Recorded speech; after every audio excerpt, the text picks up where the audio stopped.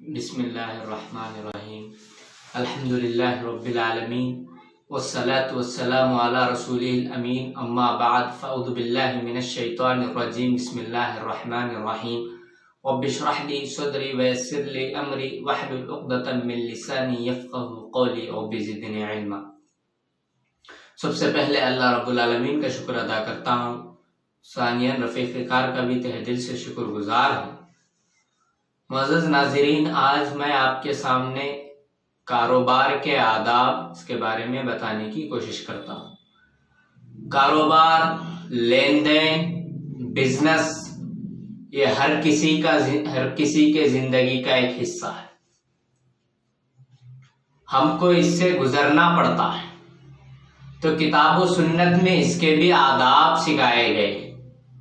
کہ لین دین کیسے ہو، بائے کیسے ہو، خریدنے والا بیچنے والا۔ سب سے پہلے ہر انسان کو چاہیے کہ پہلا ادب کاروبار کے سلسلے میں وہ یہ کرے کہ خود کمانے کی کوشش کرے، کسی کے سامنے ہاتھ نہ پھیلائے، کسی کے سامنے بے بس نہ ہو جائے۔ حدیث میں آتا ہے کہ ایک انصاری صحابی آپ صلی اللہ علیہ وسلم کے دربار میں دست سوال دراز کیا،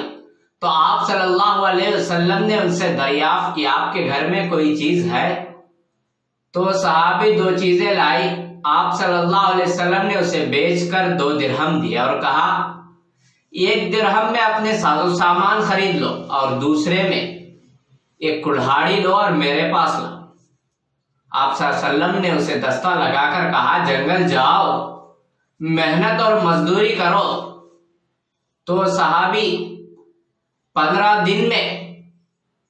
10 درہم کما لیتے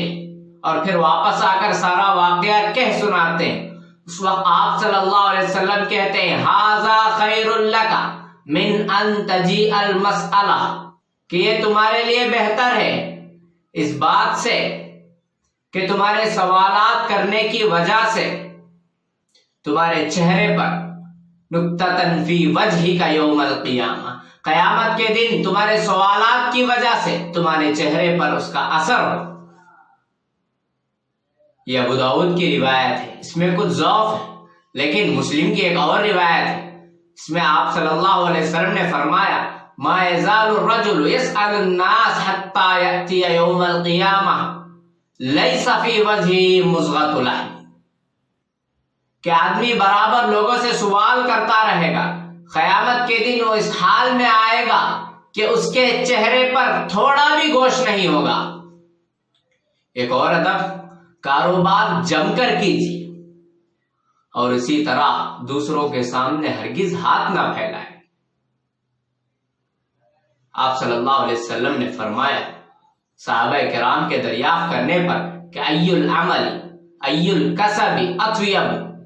کہ کوسی کمائی سب سے بہترین ہے؟ آپ صلی اللہ علیہ وسلم نے فرمایا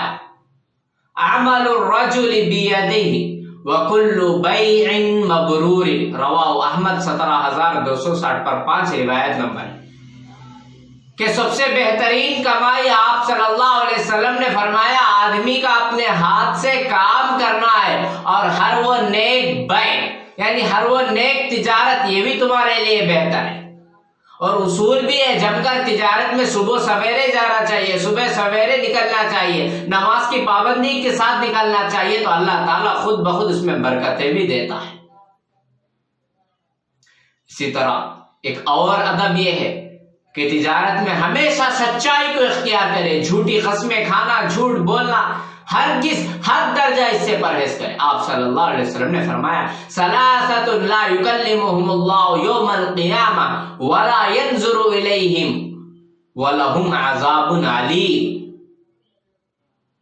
کہ 3 لوگ ایسے ہیں آپ صلی اللہ علیہ وسلم نے فرمایا کہ قیامت کے دن نہ اللہ تعالیٰ ان سے بات کرے گا اور نہ ان کی طرف نظر کرم کرے گا، اس حال میں کہ ان کے لیے دردناک عذاب ہے۔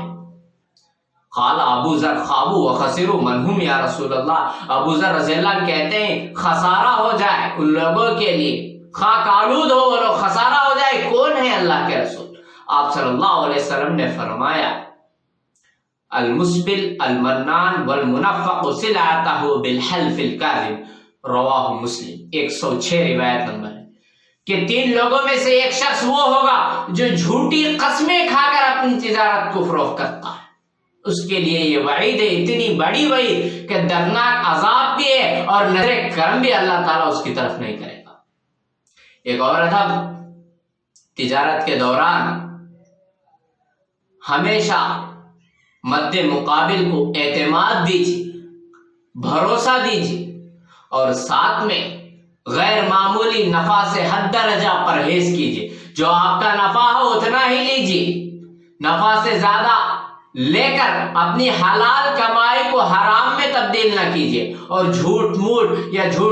بول کر صحیح کو غلط، غلط کو صحیح، اس طرح ہرگز نہ کیجیے۔ آپ صلی اللہ علیہ وسلم نے فرمایا البیعان بالخیار ما لم يتفرقا او قال حتى يتفرقا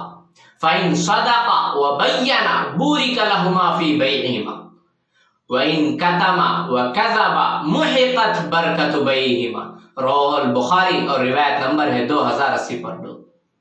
اس حدیث میں آپ صلی اللہ علیہ وسلم نے فرمایا بائع اور مشتری، خریدنے والا اور بیچنے والا دونوں کے اختیار رہتا ہے، اگر وہ سچ بولتے ہیں، ہر چیز کی وضاحت کرتے ہیں تو اللہ تعالیٰ اس بے میں، اس تجارت میں، اس روزی روٹی میں برکت دیتا ہے۔ اگر وہ جھوٹ بولتے ہیں، چھپاتے ہیں، کچھ نقص اس میں رہتا ہے، اس نقص پر پردہ ڈالنے کی کوشش کرتے ہیں تو اللہ تعالیٰ اس چیز میں سے برکت کو چھین لیتا ہے۔ سچائی یہ بھی ہونی چاہیے، اسی وجہ سے آپ صلی اللہ علیہ وسلم نے یہ بھی فرمایا التاجر الصدوق الامین مع النبیین والصدیقین والشہداء رواہ ترمذی، روایت نمبر 1209، کہ امانت دار تاجر، سچا اور امانت دار تاجر انبیاء کے ساتھ، صدیقین کے ساتھ، شہداء کے ساتھ ہوگا۔ اسی طرح تجارت کے آداب میں سے ایک اور ادب، سامنے والے کو ہمارے اوپر پکا بھروسہ، وہ یہ محسوس کرے کہ یہ مجھے دھوکہ نہیں دے گا، فریب نہیں دے گا، اتنا اطمینان اس کو ہو جائے۔ آپ صلی اللہ علیہ وسلم نے اس کے بارے میں فرمایا کہ جو شخص تجارت کرتا ہے من اکلا طیبا وامن الناس بوائقہ، کہ جو پاک رزق کھائے گا، وعمل فی سنتی، اور میری سنت پر عمل کرے گا، اور لوگ اس کے شر سے محفوظ رہیں گے، دخل الجنہ، اللہ تعالیٰ اس کو جنت میں داخل کرے گا۔ یہ ترمذی کی روایت۔ اسی طرح ایک اور ادب، خود بھی محنت کرے اور سامنے والے جو بھی ملازمین ہیں ان سے بھی محنت کروائے، لیکن ان کے حق تلفی نہ کرے، ان کے حقوق برابر ادا کرے اور ضرورت سے زیادہ ان پر بوجھ نہ ڈالے۔ آپ صلی اللہ علیہ وسلم نے کئی حدیث میں اس سے منع فرمایا، اور تو اور آپ کے آخری کلمات بھی کچھ اس طرح تھے کہ علی رضی اللہ عنہ قال کان آخر کلام رسول اللہ صلی اللہ علیہ وسلم الصلاۃ الصلاۃ وما ملکت ایمان، رواہ ابو داؤد، روایت نمبر 5150 پر 6۔ کہ اس میں آپ صلی اللہ علیہ وسلم فرماتے ہیں کہ پہلی چیز تو نماز، اور دوسری چیز اپنے ماتحتین کا حد درجہ خیال رکھنا چاہیے۔ مرنے سے پہلے کے آپ صلی اللہ علیہ وسلم کے جملے تھے۔ اسی طرح تجارت کے آداب میں ایک اور ادب یہ بھی ہے کہ جو قرض مانگتے ہیں انہیں قرض دے، جو مہلت طلب کرتے ہیں انہیں مہلت دے، اور خرید و فروخت کے درمیان نرمی کو اختیار کرے، اور اگر کسی کو قرض دیتے ہیں تو اس قرض کو نوٹ کر لیں۔ کہ اللہ تعالیٰ فرماتا ہے یا ایھا الذین آمنوا اذا تداینتم بدین الی اجل مسمى فاکتبوہ، اے ایمان والا اگر تم میں سے کوئی کسی کو قرض دیتے ہیں تو اس کو لکھ لیا کرو۔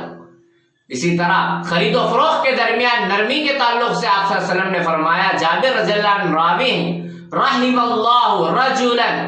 سمحا اذا باع واذا اشترى واذا اقتضى، اللہ تعالیٰ اس شخص پر رحم کرے جب وہ خریدتا ہے یا بیچتا ہے یا قرض کو وصول کرتا ہے تو ہر حال میں وہ نرمی کو اختیار کرتا ہے۔ بخاری کی روایت نمبر ہے 2070 پر 6۔ اسی طرح ایک اور ادب، مال کا عیب چھپانے اور اس میں نقص کو جو ہے لوگوں کے سامنے ہمیشہ واضح کرے،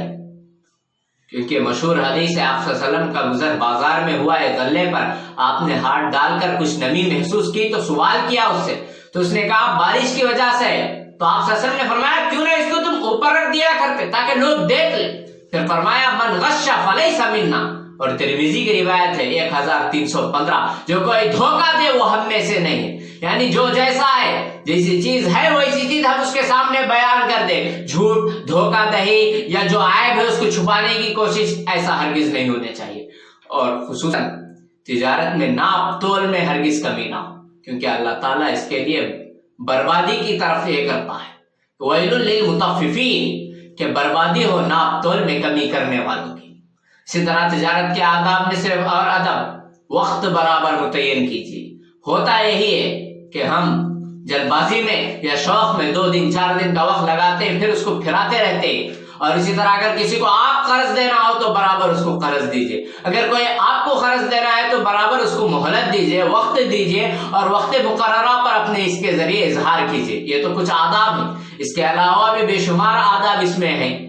کہ ضرورت ہے اس بات کی کہ ہم تجارت کرنے سے پہلے تجارت کے آداب کو جان لیں، اور اس میں برکت اسی وقت ہے جب سچائی اور امانت داری ہو سکتی ہے۔ آج کل لوگ فیشن کے طور پر یہ سمجھتے ہیں کہ تجارت میں دھوکہ دہی نہیں تو کچھ نہیں، دھوکہ دینا ایک عام سی بات سمجھتے ہیں، اور دھوکہ دے کر وہ لوگ اس کو تجارت کا نام دیتے ہیں۔ یہ تو نعوذ باللہ اور زیادہ غلط ہے، غلطی اور غلطی کو نیک سمجھنا اور غلطی کو اچھا سمجھنا یہ اور زیادہ گناہ ہے، اس سے حد درجہ پرہیز کرنا چاہیے۔ اسی کی وجہ سے تجارتوں میں برکتیں ختم ہو جاتی ہیں، اور ہمیں چاہیے کہ تجارت میں جو کتاب و سنت کے آداب ہیں اس کو ہمیشہ لازم رکھیں، کیونکہ برکت آج نہیں تو کل اللہ تعالیٰ دے گا۔ ہمارا کام محنت کرنا ہے، اور محنت میں جہد مسلسل ہونا ہے، باقی اللہ تعالیٰ کے حوالے۔ اقول قولی ھذا استغفر اللہ لی ولکم ولسائر المؤمنین۔ اللہ اور مجھے اور آپ کو اس موضوع پر اور زیادہ پڑھنے کی اور زیادہ مطالعے کی ہمیں توفیق عطا فرمائے۔ السلام علیکم ورحمۃ اللہ وبرکاتہ۔